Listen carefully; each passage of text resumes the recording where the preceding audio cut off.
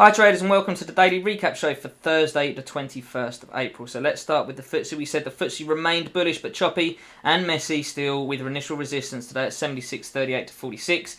Sustained breaks above there could see moves towards resistance at 76.62 to 72. We said sustained breaks below 76.22 to 29 could see moves to support at 75.91 to 98. So however, we did need to be careful with any shorts as price was still very messy and choppy, so we want to show patience until we see some clean up price action. So let's go and have a look at the FTSE today.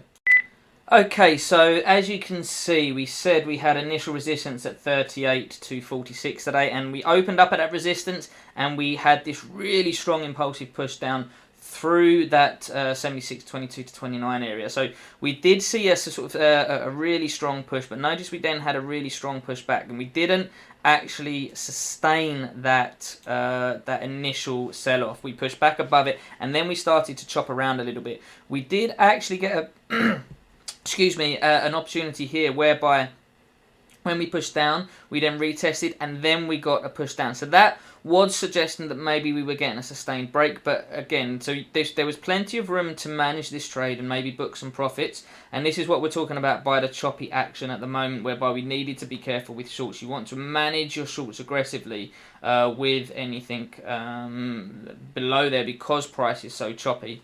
However, we then saw this push up, and then we got this strong impulsive push through.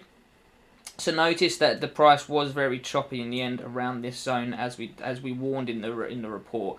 We have then pushed higher.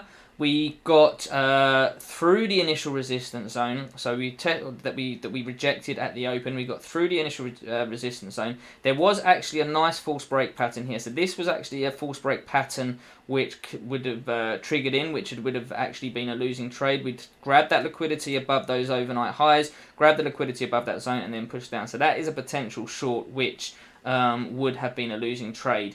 And again, we didn't get that sustained break above there. Notice how when we got up there, we got some more choppy price action back below as well. So there's a few opportunities on the FTSE today. Nothing super high probability. In fact, probably the best trade of the day was this one, which actually failed. But notice that the price action is still very choppy. And when this happens, as I've said many times before, it's really best and optimal to wait for those really key areas in the market and a bit more cleaner price action. If I just delete these drawings that I put on here and we go to the hourly time frame, you'll see exactly what I mean by how choppy this market is at the moment.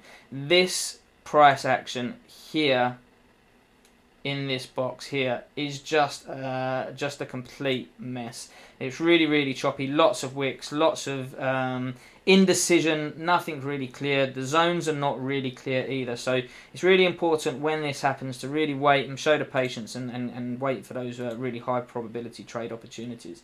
So that's the FTSE. Now let's go and have a look at the DAX. So we said the DAX had broken above the 14,300 to 325 zone now, and as long as we stayed above that zone, we can now, which could now act as support. Then we're bullish, and we target moves towards 14,590 to 14,615. So let's go and have a look at the DAX today. Pretty straightforward on the DAX today. We said that we were looking for longs all the time. We are above that 14,300 to 325 zone to target up towards 590 to 615. And as you can see, we got the initial push down into this support zone here, which then held. Unfortunately, this didn't quite take out that liquidity. If that had just taken out those overnight lows for a liquidity grab, that would have been an absolutely amazing entry for the push up. And as you can see, we held this support zone, so we didn't quite get down to that key support zone of 300 to 325 for a long. However, as we said, all the time we stayed above there, we could look for longs. There's a nice continuation pattern here, another one here.